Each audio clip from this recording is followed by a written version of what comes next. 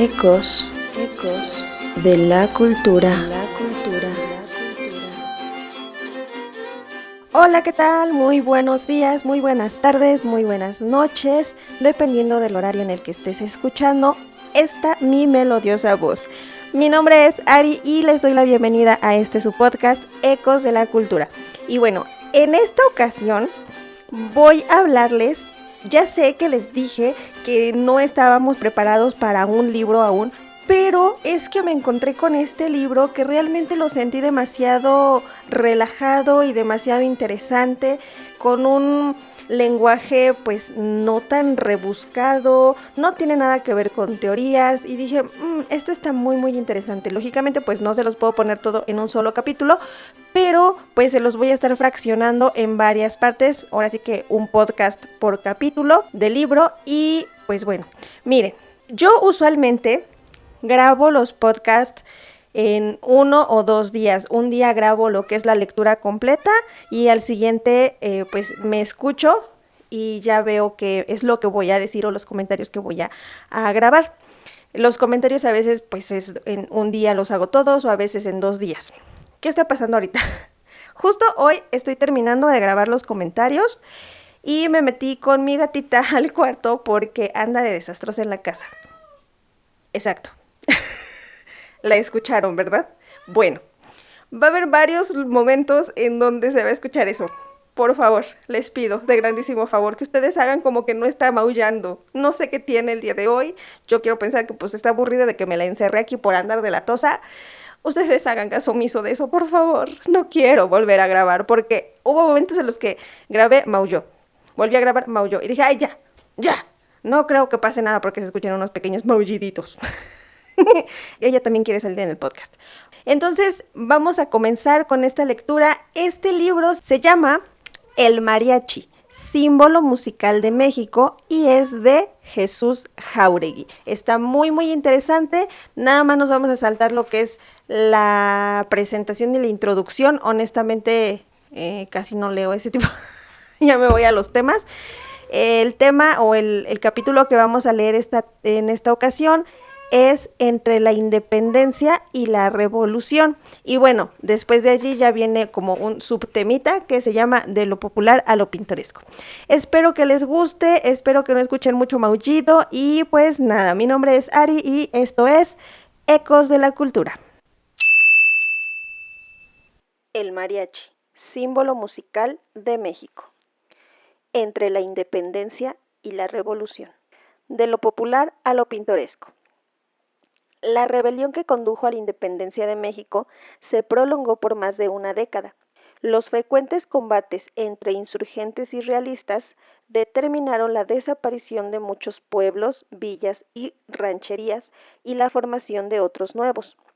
Para la historia del mariachi, resulta de especial interés el caso de los habitantes de Coyutlán y otras localidades de la Bocasierra de Nayarit. Temerosos, se habían dispersado por las llanuras costeras y solicitaron a la Intendencia de Guadalajara autorización para fundar un pueblo en el paraje de Rosa Morada, que quedaría en la jurisdicción de Santiago Ixcuintla. Considerando las circunstancias del momento, se les eximió en febrero de 1813 de las diversas diligencias acostumbradas. Sin perjuicio de proporcionarse de contado a aquellas gentes capilla o pieza en que se les diga misa y sobre que se ocurrirá por el cura territorial al ilustrísimo señor obispo para la providencia correspondiente. Se trata pues de un pueblo conformado desde su inicio en la segunda década del siglo XIX por emigrantes de diferentes localidades de una comarca. El 27 de marzo de 1852 se hizo cargo de la parroquia de Rosa Morada el presbítero Cosme Santana, quien había nacido el 28 de septiembre de 1825 y recibió la unción sacerdotal el 22 de julio de 1848, de León Arteaga. En aquel entonces, esta población estaba bajo el gobierno eclesiástico de Guadalajara y formaba parte del 7º cantón del estado de Jalisco. el 7 de mayo, el padre Santana dirigió una carta al arzobispo Diego Aranda y Carpinteiro, en la que presentaba detalladamente su versión sobre los hechos que han ocurrido en este lugar y que han ocasionado diferencias mías para con las autoridades de esta mi feligresía y que han instruido queja al Supremo Gobierno del Estado. En este sentido le informaba que al acabarse los divinos oficios en mi parroquia, en el sábado de gloria, encuentro que en la plaza y frente de la misma iglesia se hallan dos fandangos, una mesa de juego y hombres que, a pie y a caballo, andan gritando como furiosos en consecuencia del vino que beben y que aquello es ya un desorden muy lamentable. Sé que esto es en todos los años en los días solemnísimos de la resurrección del Señor, y solo que ya sabemos cuántos crímenes y excesos se cometen en estas diversiones, que generalmente se llaman por estos puntos mariachis.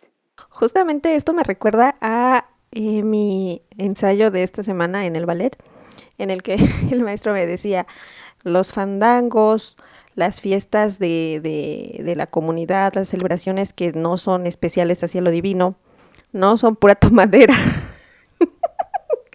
Ay, profe, ¿cómo le digo? Y o sea, bueno, no lo juzgo, entiendo su punto. Él quería como darnos a entender de que pues, ahorita pues puros chavos van a tomar y van a bailar a los antros y esto, o sea, él como que quería darnos a entender esta parte, ¿no? De en los fandangos, pues son bailarines chidos hasta la fecha, ¿no? Vas a un fandango y si tú no sabes bailar te bajan a la tarima y a veces te bajan a machetazos, o sea, ese era su punto, o sea, no vamos a juzgarlo tampoco, solo me acordé. Pero bueno, con respecto al alcohol, creo que es algo que caracteriza mucho al mexicano, ¿no? La chingada tomadera, para todo. Si no hay alcohol, creo que no hay fiesta para el mexicano. Y es que el alcohol es parte importante dentro de las festividades. Y pues, ya hablando pues, de los pueblos originarios, tomamos como ejemplo, mi abuelo era de Oaxaca. Mis tíos, todos ellos, pues, cada año van a la celebración del pueblo, ¿no? Y, o sea, el mezcal es lo primero. Siempre, siempre, todas las celebraciones hay mezcal. Tan solo por eso están las frases como para todo mal mezcal, para todo bien también. Si te sientes triste, un mezcalito. Si te duele la panza, un mezcalito. Que te da sueño, un mezcalito. Que quieres dormir mejor, un mezcalito. O sea, para todo el bendito mexicano anda tragando mezcal. Y amigos, amigas, si alguien tuviera una prueba científica de que de verdad esto pasa, se los agradecería mucho. La neta, yo lo dudo. La neta, yo lo dudo. Yo no creo que el mezcal sea tan pinche milagroso para hacer todo eso, pero bueno, algunos así lo piensan. Entonces, bueno, creo que sí, el alcohol es una parte muy importante dentro de las celebraciones. Yo, bueno, respeto a quien piensa así, yo no pienso de esa manera, pero bueno, no puedo quedar ciega a que el alcohol forma parte importante dentro de las celebraciones, pues, mexicanas. A final de cuentas, el alcohol es algo importante.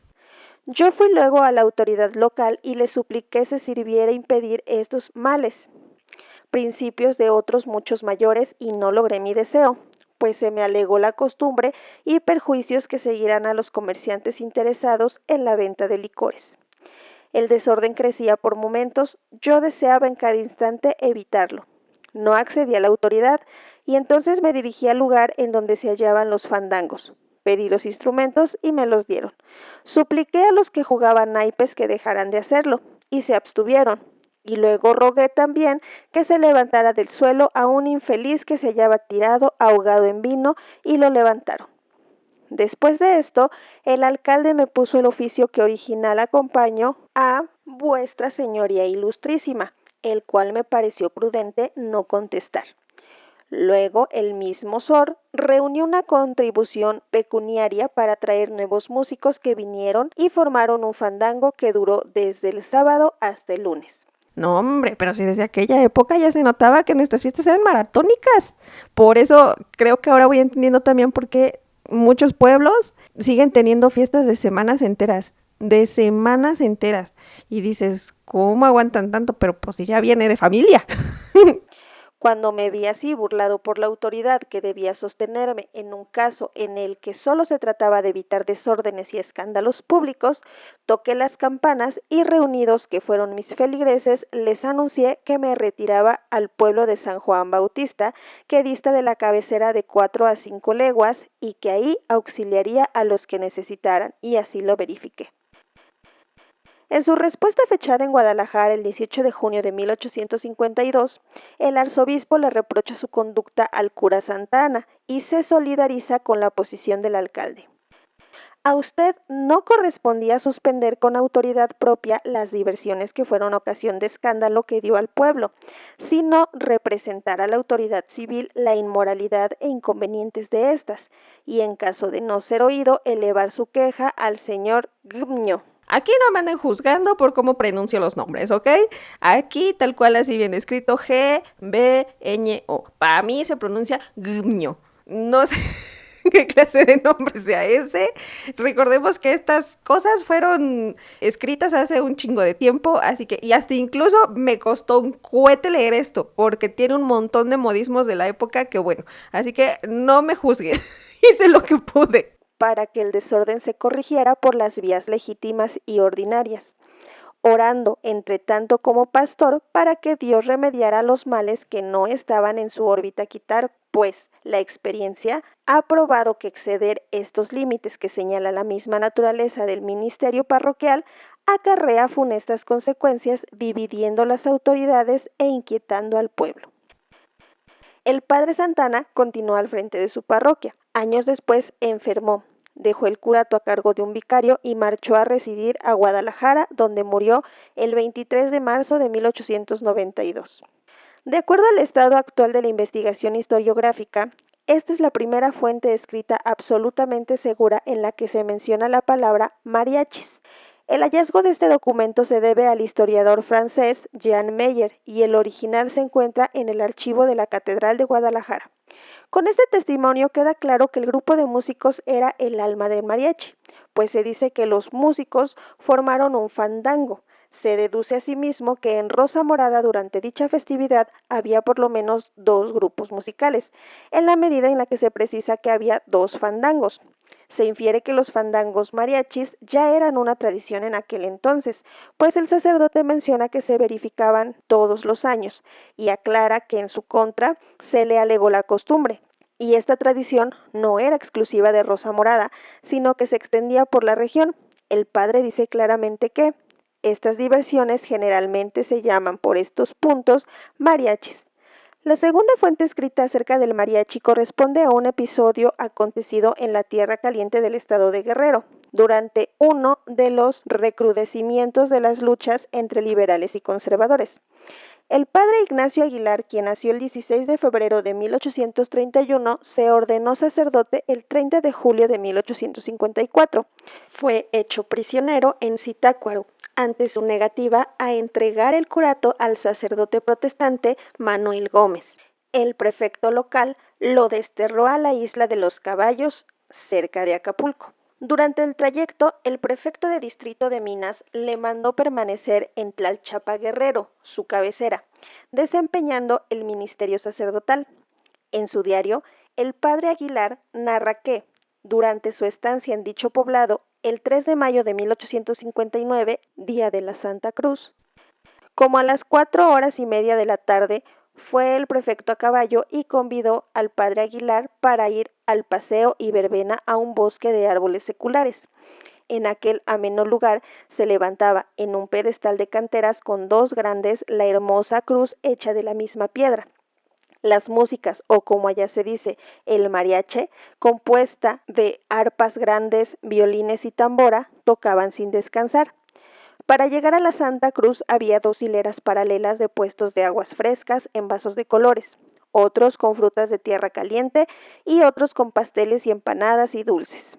Aquí sí quiero que presten atención. Habla acerca de arpas, violines y tambora. Hay percusiones en este conjunto musical del que habla el padre Aguilar. Debemos de tener muy en cuenta esto. Lo quería enfatizar para que no pasara desapercibido, pues. El autor no precisa el tipo de música que se tocaba ese día de la Santa Cruz. Es posible que no se tratara de sones o jarabes, no menciona que se cantara o bailara en dicha ocasión, sino de minuetes, la plegaria exclusivamente musical típica del mariachi. El mismo padre Aguilar nos cuenta que un poco después se fugó de Tlalchapa hacia la capital de la República, donde sirvió en la villa de Guadalupe.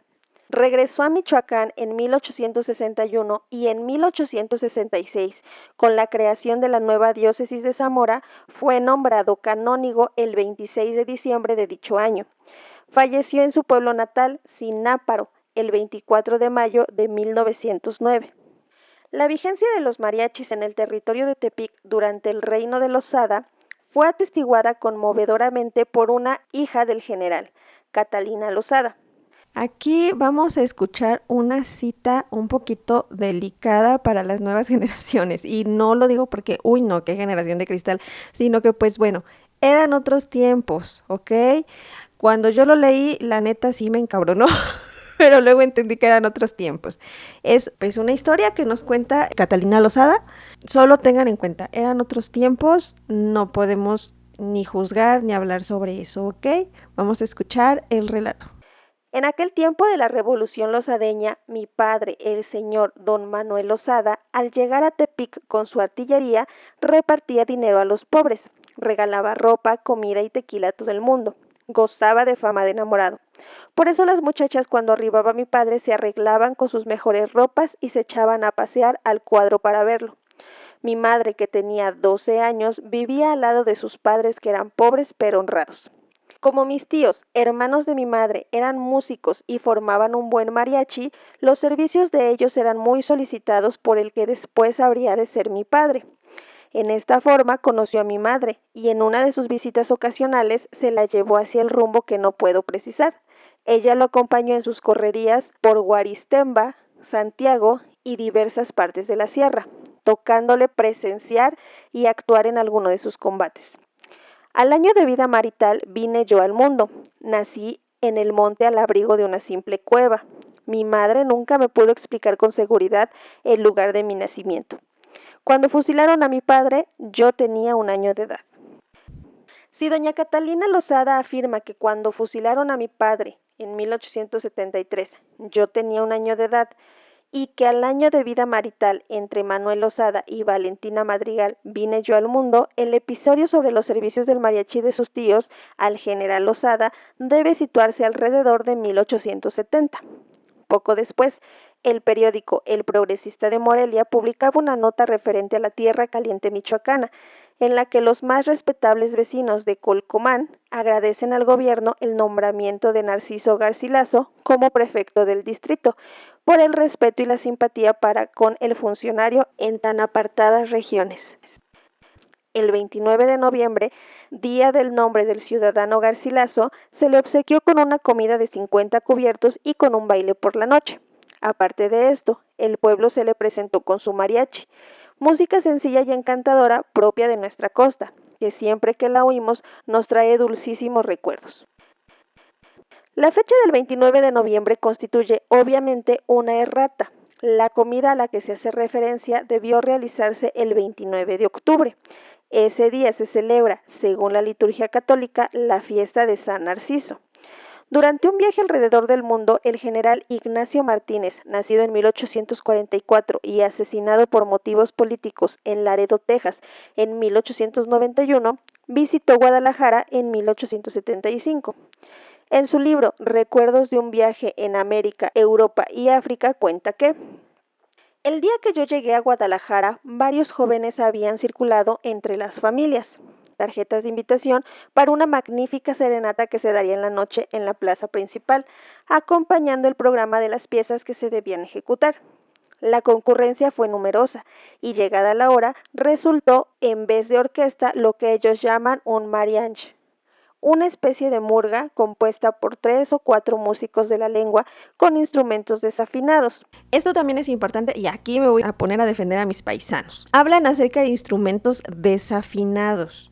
Hasta donde yo sé, la mayoría de personas que tocan música tradicional No es que estén desafinados, simplemente les explico rapidísimo. Cuando estudias música o cuando pues sabes acerca de música, todos los instrumentos tienen que estar afinados a un tono específico. De hecho, los afinadores, o sea, venden aparatitos que te ayudan a afinar las cuerdas y estas personas cuando son músicos académicos afinan sus instrumentos tal cual. O sea, si nos dice que una cuerda tiene que estar en la ponen en la. Si una cuerda tiene que estar en do, la ponen en do y así sucesivamente. A esto se le conoce como temperado. La música tradicional, por lo regular, no es temperada. No es que esté desafinado, únicamente bajan o tensan un poquito menos las cuerdas. En lugar de estar en un do, lo bajan a un si. En lugar de estar en un re, lo bajan a un do sostenido. Es decir, destensan tantito la cuerda. Yo que soy músico de música, así que músico de música tradicional, cuando escuchas la pieza con el instrumento temperado, es decir, a tono, se escucha demasiado raro. Tu voz ya no llega cuando quieres cantar, entonces por eso tendemos a bajar tantito el instrumento. No es que esté desafinado, simplemente no está temperado. Hay lugares que lo bajan simplemente medio tono o bajan todo su instrumento medio tono. Hay algunos que inclusive lo llegan a bajar hasta tono y medio. Esto quiere decir que es muchísimo hablando musicalmente. Entonces, bueno, sí me causó un poquito de ruido, pero bueno, es obviamente la clase burguesa quien está escribiendo esto, pero hasta la fecha muchas personas sí he visto o he escuchado comentarios que dicen, no, pues es que los inditos ni saben tocar. No, mi ciela, no. Si saben tocar, simplemente tu oído no está a tono con lo que ellos tocan, es lo único. No están desafinados, simplemente su afinación es diferente a la afinación académica. Eso es todo. Las familias desde luego comprendieron el chasco y rieron de buena gana. Un jefe militar que con mando de fuerzas llegó accidentalmente ese día y concurrió a la serenata, lo tomó como insulto a su persona. Los tapatíos, llaman en México tapatíos a los hijos de Guadalajara, rieron también de esto. Su reseña es probablemente la referencia, por cierto, indirecta, más antigua conocida hasta hoy, sobre el carácter francés del término mariachi. Es necesario subrayar que este incidente aconteció en la urbe más importante del occidente de México, no en las zonas rurales. Que la designación corresponde a la élite, las familias, la cual, por supuesto, no participaba de la tradición del mariachi, todo lo contrario, lo veía con desprecio. Que el autor del relato era totalmente ajeno a estos grupos musicales, oriundo de Tamaulipas y avecinado en Texas, y, sobre todo, que el suceso referido es posterior a la intervención francesa. Después de la derrota del movimiento agrarista encabezado por Manuel Lozada, el excantón de Tepic se convirtió durante 11 años en distrito militar y en diciembre de 1884 fue declarado territorio de la Federación. Ya en plena época del Porfiriato, el general Leopoldo Romano, jefe político del territorio de 1884 a 1897, le encargó a Julio Pérez González que coordinara la información que los ayuntamientos y las autoridades políticas proporcionarían para formar un ensayo estadístico. El resultado fue una excelente obra informativa, aun cuando manifiesta un permanente tono antilosadista y un etnocentrismo europeizante con afanes civilizatorios. Ok, aquí vamos a hablar sobre esta palabrita, el etnocentrismo. A lo mejor algunos ya lo conocen, pero vamos a explicar para quienes aún no lo conocen. Cuando nos referimos a etnocentrismo, nos estamos refiriendo a que una cultura es mejor que otra, o que alguna persona es superior a otra únicamente porque viene de una cultura distinta. Este término, pues bueno, es como lo que vimos en nuestra primer lectura, 5 ideas falsas sobre la cultura, en donde hablábamos de las jerarquías de las culturas. Esto de, pues, que una cultura es superior a otra, viene de la época en donde existían las castas y todo esto, en donde pues los españoles hicieron como esta superioridad para con los nativos pues mexicanos. Entonces, bueno, el etnocentrismo se trata de eso en cuanto a lo que es la cultura mexicana. pero pues bueno, ya pues vienen de muchas otras culturas más, o sea, se puede hablar de etnocentrismo, de que a lo mejor podemos decir que los estadounidenses son mejor culturalmente hablando que los mexicanos, algo que se está dando por estos tiempos, o que la cultura francesa es mucho mejor que la cultura latinoamericana, por ejemplo, ¿no? Entonces, a eso es a lo que se refiere el etnocentrismo. En el inciso correspondiente a la salud pública del pueblo de Rosa Morada de los datos geográficos y estadísticos del territorio de Tepic, se asienta que las enfermedades endémicas son las mismas de toda aquella costa, de las que se han hecho especial mención al tratar de las villas de San Blas, Santiago Ixcuintla y Acaponeta, y aquellas enfermedades causarían mucho menos estragos de los que producen si no tuvieran por colaboradoras a ciertas costumbres perniciosas que contrarían la higiene pública. Alejada dicha localidad de las poblaciones de más consideración del territorio, aquellos campesinos habitantes estaban ávidos de diversiones y con el fin de procurarse alguna distracción, forman bailes públicos que llaman mariaches, con una música rústica al aire libre y se entregan con frenético entusiasmo a ese género de entretenimiento en el que se abusa de las bebidas alcohólicas y regularmente el baile se prolonga por 2 o 3 días consecutivos. Y de ahí, además de los que quedan heridos o maltratados por las riñas que siempre se suscitan en aquellas reuniones, resultan muchos enfermos de fiebre, neumonía o disentería, que son allí las enfermedades reinantes. Por desgracia, esas costumbres son generales en todas las poblaciones pequeñas y rancherías de la costa relacionada. El abogado zacatecano Enrique Barrios de los Ríos estuvo como funcionario federal en el territorio de Tepic en la última década del siglo XIX. Publicó en 1908 Paisajes de Occidente, sobre las vivencias de su estancia tepiqueña, los años de sus observaciones en la región costeña, Santiago Ixcuintla, San Blas, Tuxpan, Mexcatitlán y Rosa Morada. Fueron en 1892 a 1895. Tuvo la oportunidad de asistir a 4 ferias de mayo y a 3 fiestas patrióticas de septiembre. Da la impresión, por la estructura del capítulo Santiago Ixcuintla y por la animosa perspicacia de su descripción, acorde con lo vivido la primera vez, que la narración corresponde a su primer año en dicha villa, esto es, a 1892, aunque pudieron haber sido tomadas en cuenta observaciones de los años siguientes. Allí describe los combates rituales de los gremios durante el martes de Antruejo, carnaval, al ritmo de las sonatas, sones, de Papaqui. Luego, entre sus recuerdos de la Feria de Mayo, narra que en torno del jardín de la plaza principal se levantan tiendas de campaña y dentro de estas se suspenden lampiones. Se arman pollatas, anaquelerías y mostradores. Se colocan mesas y sillas. En una calle cubren el pavimento de guijarros las frutas y hortalizas. En otra las pescaderías. En una tercera se alinean en doble fila numerosos tabancos, abastecidos de fiambres y fritangas. Y entre una y otra tienda hay un mariachi.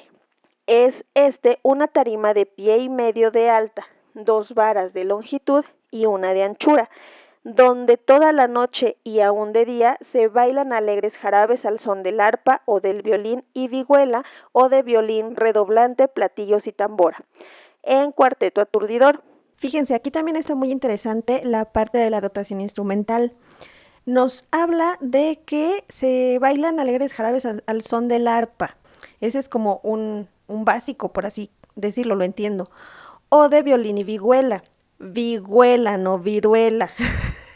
La viruela es una enfermedad. La vihuela es un instrumento musical. Es como una guitarrita, un guitarroncito, llamémoslo así. Pero la diferencia es que, pues bueno, el guitarrón es una madresota y el guitarrón pues sirve para hacer los bajos, hacer el bajeo, y la vihuela sirve como acompañamiento, hace la función de lo que conocemos ahorita como una guitarra, nada más que es más chiquita, tiene 5 cuerdas y tiene su pancita atrás como el guitarrón. Nos habla también, dice, o de violín y vihuela, o de violín redoblante, platillos y tambora. Aquí está como más marcado lo que conocemos ahorita como un conjunto norteño, pero con violín. O sea, recordemos también que los instrumentos de viento, todo eso de las trompetas y esto, vinieron después. También lo vamos a ver más adelante. pero aquí nos está hablando de que tocaban con violín, redoblante, que también es un tambor, platillos, los ps, y una tambora, que volvemos a lo mismo, es un tambor. Quiero suponer que la tambora hacía la parte de los graves y el redoblante hacía la parte del acompañamiento junto con los platillos. Pues sí, está muy interesante también esta parte, como le llamaban mariachi también a esto. Bailan hasta 4 personas a la vez en cada tarima y resuena por plazas y calles circunvecinas el estruendoso tableteado de atronador jarabe. Ok, aquí voy a volver a meter mi cuchara. En la antigüedad, o sea, sí, esto de la pavimentación de las calles y el concreto no existía. Antes existían lo que son las calles empedradas, pero pues recordemos que estamos hablando del pueblo. Antes, o sea, pues no se podían escuchar los zapateos así a ras de suelo. Y no dudo que haya algunos otros pueblos en donde sí se baile así, pero hasta donde yo conozco, la mayoría de los fandangos requieren de una tarima. Es como el espacio escénico en donde se subían los bailadores y ahí es a donde echaban conquista por medio del zapateo. O sea, el señor decía, mira cómo yo muevo mis patitas, y la muchacha decía, oh, qué bonito mueve sus patitas. Creo que eso es algo importante también dentro de lo que es la ejecución de la música de mariachi, que pues sí, se ejecutaban en una tarima. Y bueno, o sea, no lo digo yo, aquí está escrito. Por eso, pues bueno, o sea, volvemos a lo mismo que platicábamos en la lectura pasada. Realmente, ¿quiénes? O sea, ¿qué ballet folclórico en estos tiempos tiene una dotación instrumental con violín, vihuela, arpa para bailar sones de mariachi? ¿Y qué ballet folclórico, quiero que me digan, puede que haya alguno, pero no que sea tan conocido? ¿Qué ballet folclórico pone una tarima para que sus bailadores bailen y que impresionen arriba de la tarima con su zapateo? O sea, ya no hay.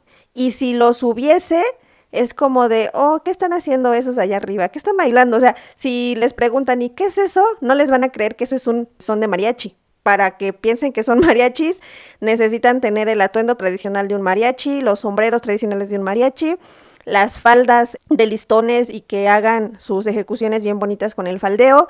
Eso es lo que van a pedir. Pero si les muestran, pues, esto que estamos viendo en la lectura, pues no. Entonces, bueno, nada más como comentario también para que volvamos a la reflexión de la lectura pasada. Realmente no estamos siendo tradicionales, amigos, no lo estamos siendo. Pero bueno, importante entonces esta parte de lo que es la tarima dentro de la ejecución dancística, por lo menos, y bueno, está aquí en este libro, por lo menos en lo que son los sones de mariachi.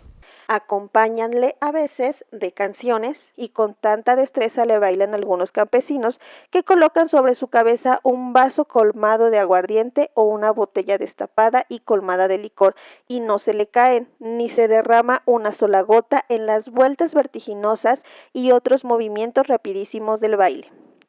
Rodeados están los mariachis en una multitud agradablemente entretenida y absorta en aquel bailar regocijado y ruidoso. Bueno, aquí es a donde termina nuestra cita y también me gustaría poder comentar acerca de estas suertes que hacían con sus vasos de licor en la cabeza.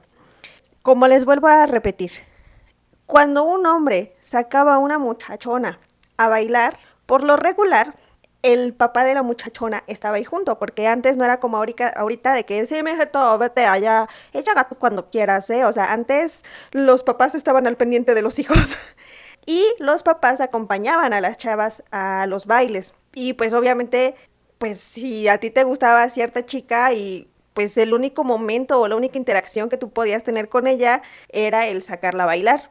Pero pues el papá estaba allá al ladito así con el machete de donde le toquetees de más a mi chamaca. Ahorita vas a ver, cabrón, que te corto la mano. Bueno, la única manera en la que los hombres podían impresionar tanto a la mujer como al papá era pues haciendo algo impresionante, ¿no? Entonces esta parte de bailar con el vaso en la cabeza y dándole a conocer a los demás que soy bueno para esto y que no se me cae nada y que por muy pedote que esté, yo puedo seguir bailando sin que se me caiga nada de la cabeza, era una manera de impresionar a la muchacha, para impresionar también al papá y que pues este señor pudiera ir a casa de estos señores y pedir la mano de la chica y decir, achis, tú eres el que bailó con el vaso en la cabeza. Obvio, pues tenían muchas otras cosas más, ¿no? Pero me estoy enfocando más en la parte de lo que es el baile. Obviamente, o sea, no era nada más de que ya puedo bailar con el vaso en la cabeza, ya llévate a mi hija, o sea, tampoco. Sí había como muchas otras cuestiones más para que se pudieran llevar a la chava, pero pues sí, o sea, esta era una parte de impresionar a la chica, de decir yo soy un buen zapateador, yo soy un buen bailador y bueno, pero esto también es muy importante, lo digo porque en la actualidad varios ballets ya solamente meten este tipo de suertes en lo que son los bailes de la península de Yucatán, en lo que son los bailes, por ejemplo, la típica bruja de Veracruz, que bailan con su velador en la cabeza. Honestamente yo no sé por qué, debo investigar también esa parte, pero o sea, son suertes que hacían las personas pues para ser mejor que los demás, para darse a conocer. Y recordemos también, y esto sigue siendo hasta la fecha, que los pueblos, en las comunidades o en los pueblos, todo mundo se conocía. Entonces, o sea, realmente en la parte de los fandangos, esta parte del baile, era para que socializaran, para darse a conocer ante todo el pueblo. Entonces, pues imagínense que le pusieran allí la Juana la Cubana y no la sepa bailar, pues iba a ser el hazme reír de todo el pueblo, ¿no? O que le dijeran, órale, ponte tu mezcal en la cabeza y que se le cayera, pues todo el mundo iba a decir, este güey ni para bailar sirve, ¿no? Entonces sí, es como esta parte también social, en donde tú necesitabas un estatus dentro de esta sociedad que pues era tu pueblo. Igual, pues recordemos que en la antigüedad pues había más poquita gente que ahorita. Ahorita ya los pueblos sí están bien gigantescos, pero pues antes no era tanto. Entonces sí, era este tipo de suertes o este tipo de habilidades que hacían los bailadores, pues tenía que ver con todo esto. Para el caso de septiembre nos refiere que la noche del 15, en aquella plaza de Morelos, vulgo de las Sandías, agrupado a las mesas de juego y de licores, en derredor de los mariachis, entre músicos de acordeón y cantarinas, pasa el pueblo de la noche, entregado a la báquica expansión de su regocijo patriótico hasta saludar el alba sonriente del día del aniversario con la beodez más loca y delirante. Y agrega, renuévanse en la del 16 las noches de mayo, transcurren todas en una sola, se condensa en esta la disipación de aquellas. A las 2 de la mañana, rendidos por el vino y fatigoso jarabe, se han abandonado a su pesada somnolencia, y tendidos en la plaza de Morelos duermen profundo sueño. Hombres, mujeres y niños, sin que falten grupos de ebrios más desvelados en torno a los mariaches. Cubierto está el suelo de cuerpos humanos sobre frazadas en el desnudo empedrado, en la hierba que a trechos se extiende, encogidos o estirados como cadáveres que quedarán en abandono después de sangrienta riña de 1000 ebrios. No manchen, están relatando tal cual las pachangas en mi pueblo. Y por mi pueblo me refiero a mi colonia, porque yo ni de pueblo soy, pero bueno, vamos a seguir. El seminario Lucifer cubrió para el territorio de Tepic toda la época del Porfiriato. En sus páginas aparecen frecuentemente noticias acerca de las actividades musicales de élite, zarzuelas que representaban las compañías de paso por Tepic, programas de serenatas dominicales a cargo de la banda militar, anuncios de academias de música, de maestros de piano, canto y solfeo. También crónicas de los bailes de la gente acomodada. Las actividades festivas del pueblo se encuentran esporádicamente y casi por accidente. Así, en el año de 1893, a partir del último domingo de enero, se reprodujo durante 7 semanas el aviso de la temporada de baños, grandes fiestas en San Blas del 15 de abril al 5 de mayo. Y el primer domingo de mayo se publicó el aviso de 5 días de animadas fiestas en Santa María del Oro, del 11 al 15 de mayo próximo. En el programa de las fiestas de San Blas aparecen enlistadas serenatas, mariachis y bailes de salón. Y en el de Santa María de Oro, serenatas, mariachis, bailes. Se presentan de esta manera como contemporáneas y en una misma región las dos formas halográficas, mariache y mariachi, pero en ninguno de los casos se precisa cuál es su significado. a diferencia de otras fuentes, no se trata de gente fuereña, de viajeros, sino de locales, para quienes no era pertinente aclarar lo que designa una palabra bien conocida por todos. Por el contexto, serenatas, bailes, se puede deducir que mariache o mariachi se refiere a algo relacionado con la música, el canto y la danza, pero la acepción precisa no se puede establecer. Bien pudo ser la de música o grupo de músicos, que ya aparecen en Guerrero y Michoacán con anterioridad, o la de la tarima, tal como lo señala Barrios para esa época en Santiago Ixcuintla, o la de baile público, como lo plantea en esas fechas Pérez González para Rosa Morada.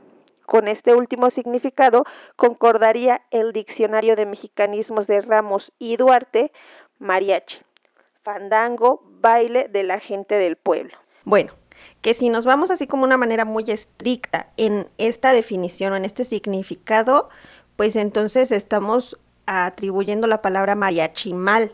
O sea, porque si es fandango, baile de la gente del pueblo, pues entonces cualquier fiesta, cualquier baile que se ejecute con gente del pueblo es un mariachi. Entonces, no sé, pienso pues una de dos, o aquí como que tenían muy poco conocimiento acerca de esto, o conforme fue pasando el tiempo, el mariachi o el término mariachi fue adquiriendo un significado diferente.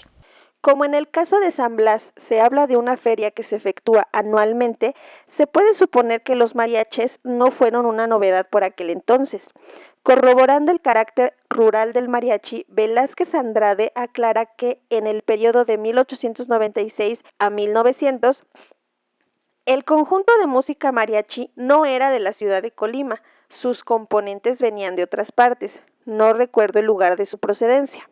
Y fíjense, aquí también viene algo bien interesante. Hay muchos maestros, directores de ballets folclóricos que se ponen a pelear porque no, o sea, las alazanas son de Nayarit. Y otros, no, las alazanas son de Jalisco. No, las alazanas son de Colima. Y se ponen a pelear por una pieza musical que es mariachera, es mariachi. El mariachi, lo que menciona el libro, nos da ya una idea de dónde no es. Ya descarta, ya vamos como que por menos chamba. No es de la ciudad de Colima, o sea, no es originario de allí. No sabemos aún en dónde específicamente nació este género musical. Entonces, pues si no sabemos dónde nació el género, pues ¿cómo vamos a saber de dónde es cada pieza? Y yo lo digo poniendo como ejemplo los huapangos. Hay muchas personas que, por ejemplo, dicen las poblanitas, pues es de Puebla. Y no, o sea, hay tríos hidalguenses que tocan las poblanitas y lo tocan a su estilo. El hecho de que se llame de una manera no significa que sea justamente de esa región. Hay algunos sones, por ejemplo, como el huauchinanguense, me parece que se llama, y seguimos hablando de sones huastecos, que pues sí se hacen en alusión a cierto lugar, pero el huauchinanguense lo puede tocar alguien de Tamaulipas y a estilo tamaulipeco. Entonces, no es como que sean a fuercita de esos lugares y que ya nadie más los puede tocar. Pues si la música se hizo para que todo el mundo la escuche, o acaso tú no puedes escuchar música de... Por ejemplo, no puedes escuchar el K-pop pues porque es de Corea. Pues no, o sea, el K-pop también llegó hasta acá para que la puedas escuchar. Lo mismo con la música tradicional. Se origina en cierto lugar y se hace o se escribe para cierto lugar y hablando de cierto lugar, pero no es exclusivo de ese lugar. Y lo mismo pasa con el mariachi, ¿ok? No se estén peleando porque si esta es de acá o este es de acá. Mariachi es una región completa. Yo me acuerdo que en mis inicios, cuando apenas estaba adentrándome a esto de la danza folclórica, yo también era mucho, bueno, yo tenía la idea, pues, de que, pues sí, o sea, cada estado tenía sus propios bailes, cada estado tenía su propio vestuario, o sea, yo sí los identificaba por estados, ¿no? Y entonces, yo me acuerdo que en una ocasión vi a un ballet bailando Aguascalientes, y que viva Aguascalientes, y dije, pero si eso es Jalisco, ¿cómo voy a, o sea, cómo? Y pues yo no entendía, tenía yo como 15 años tal vez, 16 años, por ahí así, todavía ni terminaba la prepa, pero yo no entendía esta parte. Pero pues al final, cuando entendí esto, cuando empecé a ver la música y la danza por regiones en lugar de por estados, o sea, la mente así como cósmico. Se me abrió el cerebro y dije, ahora entiendo todo. Porque cuando vemos a la música y la danza folclórica únicamente por estados, los estados son divisiones políticas, no son divisiones regionales. Hay muchos estados, por ejemplo, está el estado de Oaxaca, en donde también se tocan sones jarochos. Y uno pensaría, ¿cómo? O sea, ¿en Oaxaca tocando sones jarochos? Pues sí, pero son regiones que están muy juntito a Veracruz. Entonces, bueno, cuando nosotros comenzamos a ver la música y la danza tradicional como regiones y no como estados, van a entender un chingo de cosas. Entonces, aquí, viendo lo que es la región mariachera, bueno, ya dice, no era de Colima, pero pues tampoco sabemos si realmente vino de Jalisco, como todos lo piensan. A lo mejor y era Nayarita, a lo mejor era michoacano, no lo sé. O sea, hay que investigar más a fondo este pedo. Y en 1901 el gobierno de Michoacán expidió una circular con la intención de prohibir los mariachis fandangos. En algunos pueblos de poca importancia, haciendas y ranchos del estado, especialmente en los de Tierra Caliente, se verifican bailes que denominan mariaches, en otros lugares fandangos, a los que generalmente concurren personas de costumbres que nada tienen de morigeradas.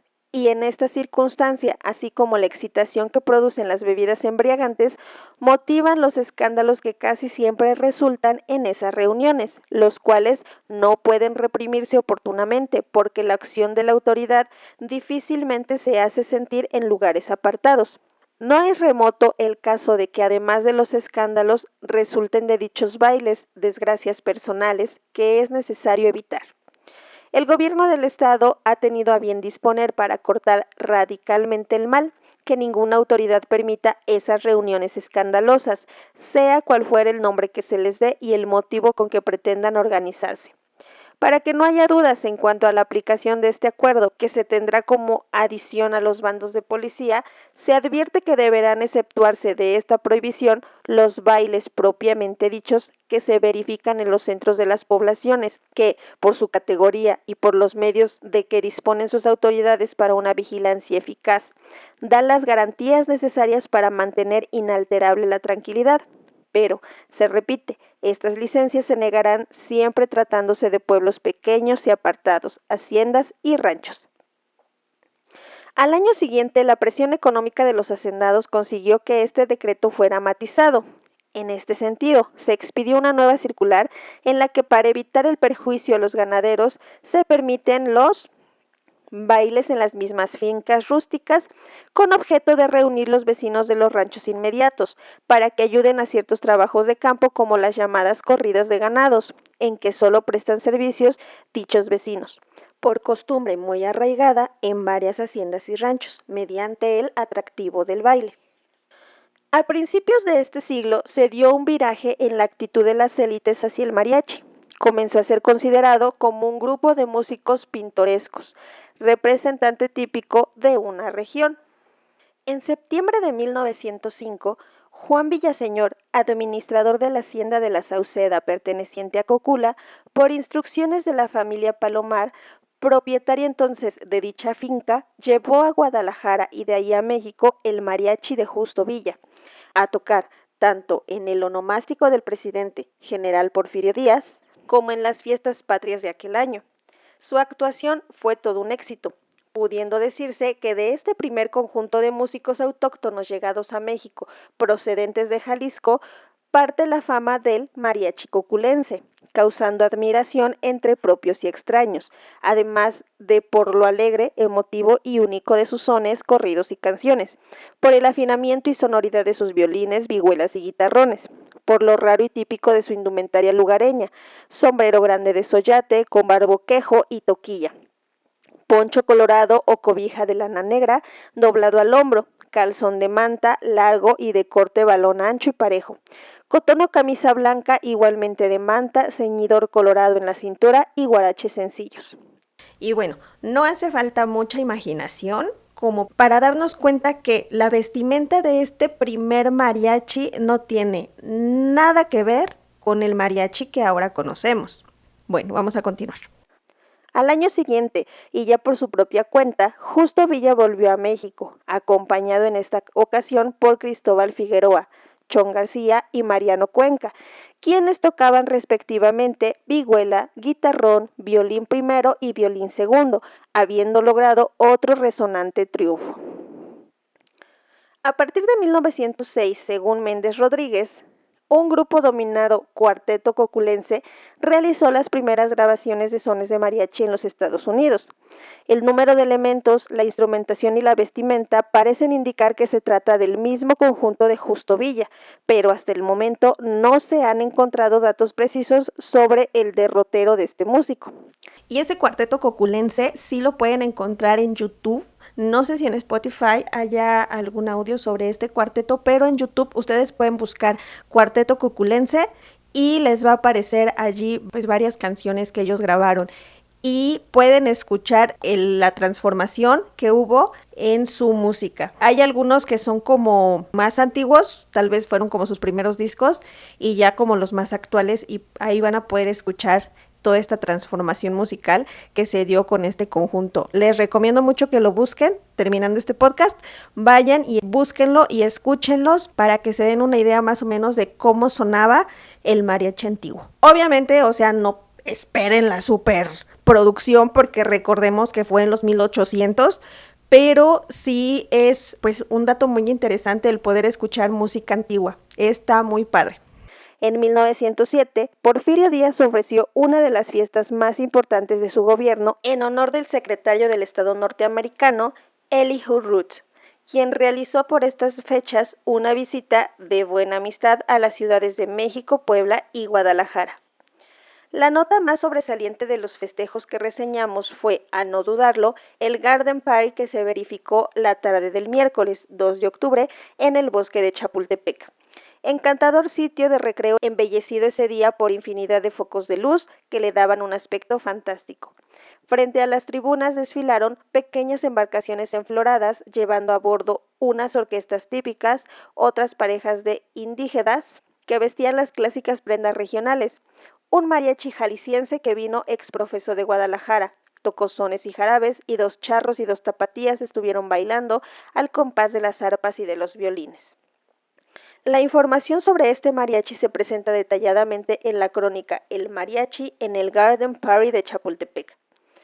Procedente de Guadalajara llegó a esta capital una de las mejores orquestas típicas, conocida en algunos pueblos de Jalisco con el nombre de mariachi. Esta orquesta, que llamó justamente la atención en México por lo característico de su conjunto, su indumentaria netamente tradicional y por el sabor regional de su música, está formado de 8 individuos cuyos nombres son los siguientes.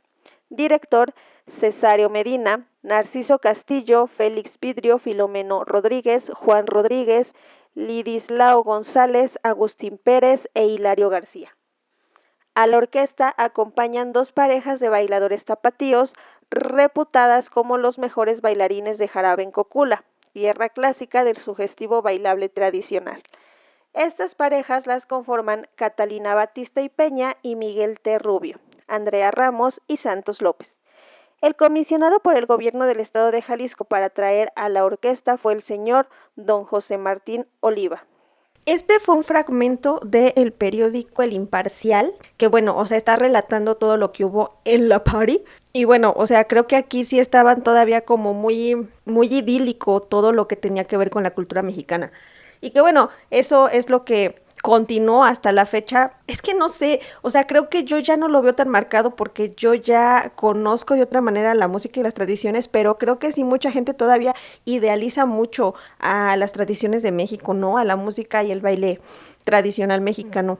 Pero bueno, creo que sí, esta fiesta que quisieron hacer para un extranjero, quisieron pues justamente eso, como dar a conocer lo bonito y lo pintoresco de nuestro México, y pues por eso contrataron a este mariachi, que como lo vamos a ver un poquito más adelante, lo maquillaron de una manera pues para que se viera bonito, elegante, de acuerdo a las élites de la época, y que los extranjeros se llevaran pues una bonita imagen acerca de nuestro país. Pero pues creo que solamente fue eso, porque en realidad pues ya nada tenía que ver con todo lo que ya hemos venido viendo desde, pues si no desde sus inicios, pero desde más atrás.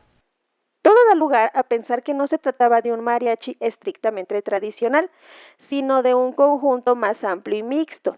En aquel entonces los mariachis grandes eran de 4 o 5 músicos, mientras que se mencionan para la orquesta mariachi 8 integrantes. Si bien en las fotografías solo aparecen 7, para lograr esta orquesta típica se combinaron instrumentos de la tradición arribeña como el guitarrón con otros de la tradición abajeña como el arpa.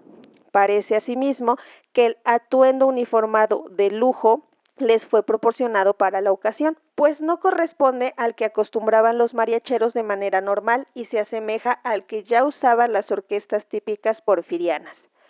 Tal vez como lo plantea Vaqueiro Foster.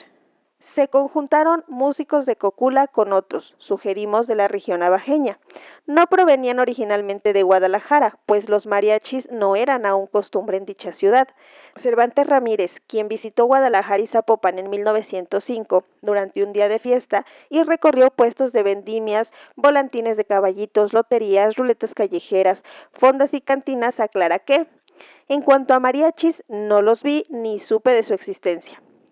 La búsqueda sistemática de las fuentes estrictas previas a 1910 redundará en un material más abundante y variado, y por lo tanto en una perspectiva más completa sobre la historia del mariachi a lo largo y ancho de su región. Sin embargo, con lo que se dispone en la actualidad, es legítimo extraer algunas conclusiones. Durante el siglo XIX, el mariachi era una tradición difundida por el occidente de México, por lo menos desde el actual Nayarit hasta Guerrero. ¿Ven? Esto es lo que les comentaba. No tiene nada que ver con las divisiones sociopolíticas de México. Aquí lo dice, por lo menos desde el actual Nayarit hasta Guerrero. O sea, realmente es una franja grandísima, de norte a sur. De ahí también viene lo que son los arribeños, arriba, y los abajeños, abajo. Por ejemplo, mi familia, por parte de mi abuelita materna, ellos son de Jalisco también y ellos forman parte de los Altos de Jalisco. Me parece que los Altos, y corríjanme si estoy mal, los Altos de Jalisco es porque está como en la zona montañosa. Entonces, bueno, pero sí, hay que tener en cuenta eso. La región mariachera es toda esa franja occidental, desde Nayarit, que está casi al norte, hasta Guerrero, que ya está al sur del país. Entonces, bueno, nomás ahí se los digo, no lo digo yo, lo dice el libro.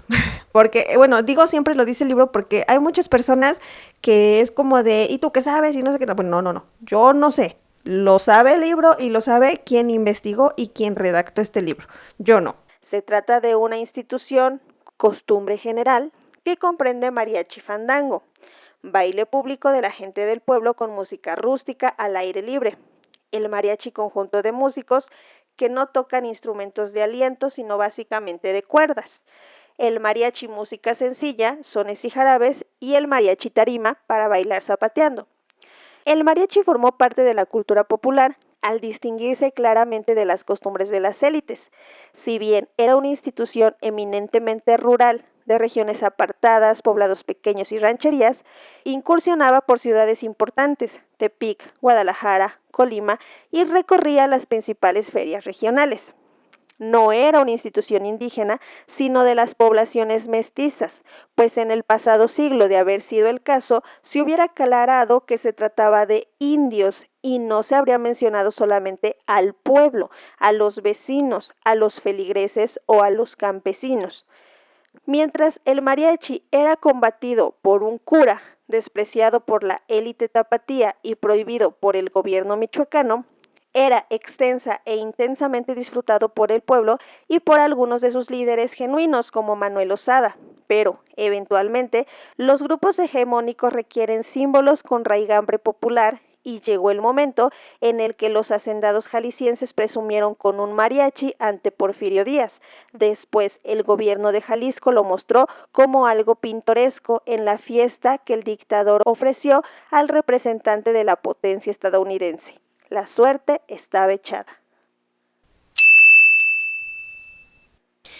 Y pues bueno, hasta aquí queda nuestra lectura del día de hoy. Esta historia continuará ya que pues bueno, son bastante los capítulos de este libro. Espero hayan aprendido mucho. Creo que es una lectura bastante interesante, bastante sencilla, bastante digerible y bueno, pues espero que hayan aprendido bastante. Recuerden por favor que si te gusta este tipo de contenido, por favor comparte con las personas a quien creas que también les puede gustar, para que pues sigamos creciendo y lleguemos por lo menos a 10 personas. No pido mucho, sinceramente. Realmente yo no estoy haciendo ningún negocio de esto. Realmente lo único que yo quiero es dar a conocer pues todo este conocimientos, valga la redundancia, que lleguen a más personas, que podamos educar un poquito a más personas con respecto a lo que es la música y la danza tradicional. Yo me despido, nos estamos escuchando en el siguiente capítulo, que pues bueno, va a estar muy muy interesante, va a ser el seguimiento de este primer capítulo. Y pues nada, me despido, mi nombre es Ari y esto fue Ecos de la Cultura. Ecos de la Cultura.